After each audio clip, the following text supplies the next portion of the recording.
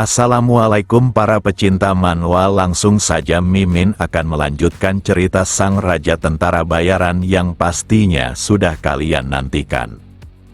Di cerita sebelumnya diakhiri dengan Gislan yang segera bergegas ke Perdium pasca menerima surat terkait penyerangan oleh para bangsa Barbarian Utara yang bersatu untuk meruntuhkan kerajaan Perdium.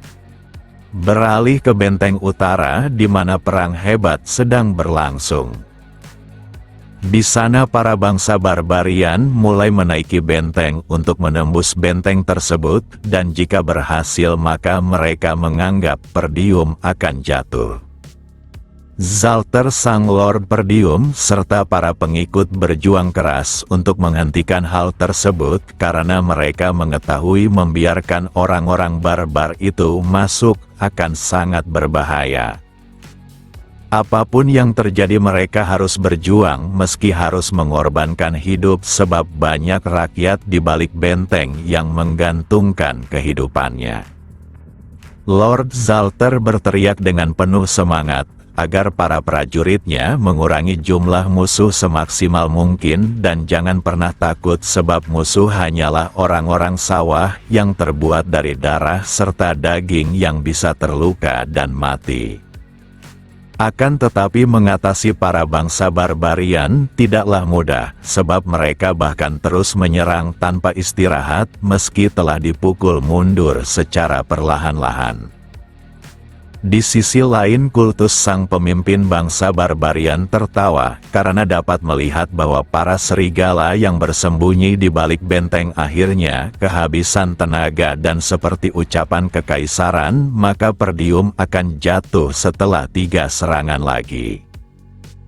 Kemudian dia berteriak meminta anak buahnya untuk mundur terlebih dahulu sekaligus istirahat dan mengganti penyerangan oleh unit selanjutnya.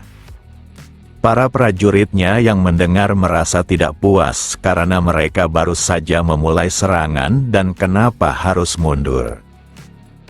Akan tetapi mereka harus mendengarkan perintah kepala sukunya karena dia pasti sudah mendapatkan rencana dari orang-orang kekaisaran. Sementara itu para prajurit Perdium sudah sangat kelelahan akan rotasi musuh yang tidak ada hentinya. Kapten prajurit Perdium tak menyangka bangsa Barbarian kali ini sangat cerdas dengan melakukan rotasi penyerangan tanpa henti dan jumlah pasukan Perdium tidak bisa mengimbangi hal tersebut. Ini taktik yang sungguh jitu dan Zalter sendiri dapat menyaksikan betapa berbahayanya situasi saat ini. Bagi sang kapten aliansi suku ras Barbarian saja sudah cukup aneh seakan ada seseorang yang mengatur semuanya dari belakang. Lalu Zalter mengatakan hal mengejutkan karena jika seperti ini terus maka prajuritnya takkan bertahan dan kekalahan pastinya terjadi. Maka dari itu cara satu-satunya adalah bertarung sampai akhir sebelum prajuritnya benar-benar kelelahan. Jadi dia meminta anak buahnya membuka gerbang karena sosoknya sebagai sang serigala utara akan memenggal kepala suku musuh dalam perang ini dan hal itu akan menghentikan perang ini. Lalu sang kapten meminta saudaranya melihat ke arah belakang musuh karena ada prajurit baru yang datang. Walau masih belum bisa memastikannya, tapi jika itu adalah unit bantuan musuh maka kemenangan pasti takkan bisa diraih sebab jumlah ras Barbarian di depan benteng sudah sangat banyak. Akan tetapi prajurit yang datang itu bukanlah bantuan musuh, melainkan unit yang tidaklah asing meski jumlah mereka tidak banyak. Zalter tak mengerti bagaimana bisa putranya datang padahal dia tidaklah mengirim bantuan.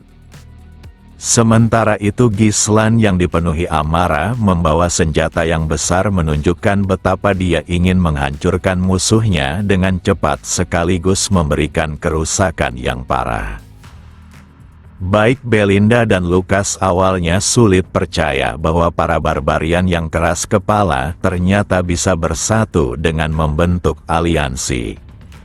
Lalu sang Baron Gislan memerintahkan kedua bawahannya untuk memimpin unit dan menyebar di kedua sisi untuk membentuk pengepungan.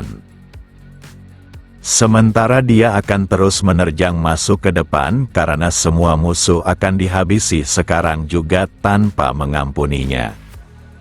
Baik Lukas dan Belinda mengerti dan mereka segera melakukan apa yang diperintahkan oleh tuannya. Sementara itu para bangsa barbarian mulai berbalik karena melihat kedatangan bantuan Perdium. Akan tetapi para bangsa barbarian ini malah tertawa karena prajurit bantuan itu kenapa baru tiba dan mereka bahkan berani menerobos dari belakang. Mereka dari tadi sudah bosan menyerang dan maju atas perintah kepala sukunya dan sekarang terdapat mangsa yang bisa memuaskannya hingga orang-orang barbar itu menyerang secara spontan tanpa perintah. Namun mereka tidak mengetahui karena terlalu meremehkan bahwa yang mendatanginya sebenarnya adalah sang malaikat kematian itu sendiri. Gislan takkan sungkan dan dia mulai mengambil sikap untuk mengibaskan senjata miliknya. Saat ras barbarian itu mendekat, maka Gislan menebas mereka dengan daya kekuatan yang begitu kuat. Hanya dengan satu tebasan, tapi Gislan berhasil menghabisi beberapa musuh sekaligus. Tak hanya itu, caranya menunggangi kuda sangatlah berbeda, seperti menyatu dengan kudanya secara sempurna. Para ras barbarian yang melihat satu serangan itu mulai terkejut. Bagaimana tidak potongan tubuh rekan mereka melayang di udara begitu saja. Sementara itu Gislan kembali menyerang dan berharap ada perlawanan yang bisa menghiburnya dari para serangga pengecut di depannya. Seharusnya ini situasi yang tidaklah menguntungkan karena para ras barbarian mengelilinginya, tapi tiap mereka mencoba menyerang maka Gislan langsung menghabisinya. Ini adalah amukan sepihak ditambah dengan kuda miliknya yang sangat ahli dalam pertempuran dengan bergerak cepat ke segala sisi. Mereka dilewati begitu saja dan tiap langkah kuda Gislan pastinya akan menelan korban yang tak sedikit. Dalam waktu singkat baik kuda maupun baju zirah Gislan telah dipenuhi oleh cairan merah dari musuhnya. Para ras barbarian mulai panik sambil bertanya-tanya apakah Perdium memiliki monster sekuat ini. Hal yang perlu mereka lakukan untuk menghentikannya adalah menjatuhkan Gislan dari kudanya. Akan tetapi saat mereka mencoba melakukannya, maka hasilnya sudah terlihat jelas, yaitu kematian itu sendiri. Sang kepala suku yang menyaksikan itu sungguh kesal, sebab prajurit hebat dari sukunya malah takut pada satu orang. Kemudian salah satu prajuritnya melaporkan jika situasinya sudah sangat buruk, dan jika diteruskan maka perang ini sudah tak bisa dikendalikan. Di mana terdapat dua unit yang terus menyerang hingga merusak tatanan para prajurit dari dua sisi. Para prajurit berkuda itu sangat hebat hingga para bangsa barbarian tidak bisa menyentuhnya. Jika mereka mencoba mundur, maka Zalter sang serigala utara telah membuka gerbang demi memimpin pasukannya secara langsung dalam perang terbuka. Tulkus benar-benar kesal dikarenakan sebelumnya Zalter cuma bisa bersembunyi di balik benteng, tapi sekarang berani perang terbuka.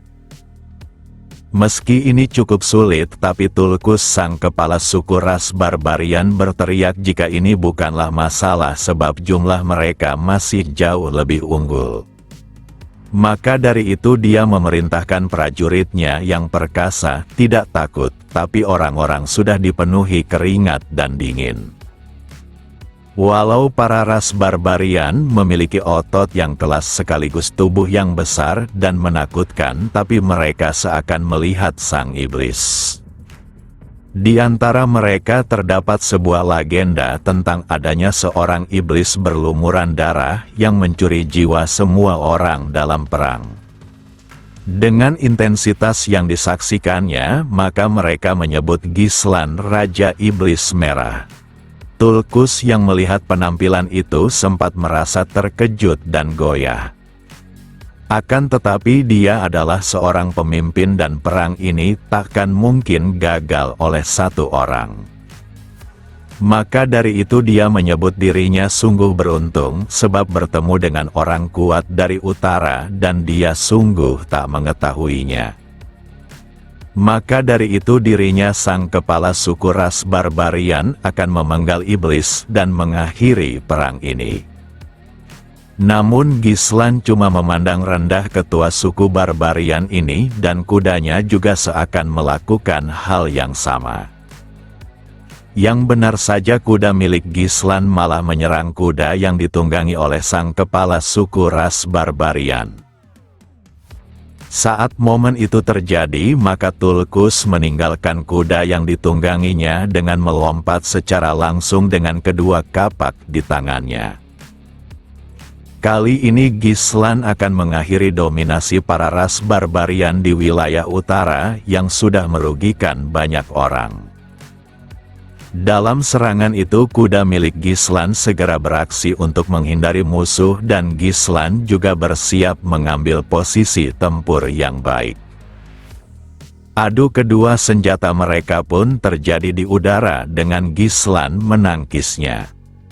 Setelah itu Gislan memanfaatkan senjata panjangnya untuk menarik musuhnya ke arah yang diinginkannya. Dengan upaya itu, maka dia menjatuhkan sang ketua suku ras barbarian ke tanah. Kemudian Tulkus segera bangkit sembari menjaga jaraknya dari tempat Gislan berada. Dengan penuh rasa kesal Tulkus berteriak agar iblis di depannya seharusnya bertarung dengan adil, bukannya di atas kuda seperti pengecut. Saat selesai mengatakan hal tersebut maka kuda Gislan malah memberinya pelajaran tepat pada wajahnya. Terjangan kuda itu sangat kuat dan ini benar-benar melukai harga diri seorang ras barbarian apalagi Tulkus ketua suku. Dia tidaklah dilukai oleh seorang kesatria melainkan dari kuda. Mulai dari sekarang legenda baru akan menyebar di antara para bangsa barbarian di mana para serigala akan merenggut setiap nyawa mereka ketika melihatnya. Tulkus yang terlempar akibat tendangan kuda disambut oleh Zalter yang tiba di belakangnya dengan menusuknya. Perseteruan ini sudah lama terjadi dari generasi hingga kepemimpinan Zalter dan sekarang ras barbarian takkan memiliki tempat lagi di wilayah utara. Dengan ini sang kepala suku telah mati sekaligus menandakan kegagalan invasi para ras barbarian 6 suku. Sekarang Zalter memerintahkan seluruh prajuritnya untuk menghabisi para barbarian hingga tak tersisa dan jangan memberikan ampunan. Perang ini akan memastikan agar para ras barbarian di luar sana tidak akan berani lagi mencoba mengincar kerajaan Perdium. Lalu Gislan turun dari kudanya dengan zirah yang sudah berlumuran cairan merah dari tubuh musuh. Zalter tak menyangka akan bertemu dengan putranya setelah sekian lama dengan cara seperti ini. Gislan pun memberikan rasa hormatnya sambil meminta maaf sebab datang terlambat. Di sela itu sang kapten sekaligus pamannya datang memeluknya karena dia telah menyelamatkan Perdium. Namun Zalter enggan basa-basi dan langsung menanyakan bagaimana putranya mengetahui tentang penyerangan ini. Gislan menjawab jika dia datang setelah menerima permintaan bantuan bersegel Perdium itu sendiri. Surat ini tentu saja dikirim oleh ayahnya, tapi kenapa dia malah bertanya seperti itu? Sejak awal Zalter enggan meminta bantuan dan saudaranya pun tidak melakukannya karena dia mendengarkan perintah. Dengan kebingungan ini, maka Zalter ikut bertanya-tanya siapa yang mengirim surat tersebut. Dengan situasi yang aneh ini, maka Gislan dapat menduga apa yang terjadi. Di mana kedatangannya sudah direncanakan, dan inilah yang diinginkan musuh di balik layar yang menggerakkan para ras barbarian, menandakan mereka semua telah dijebak.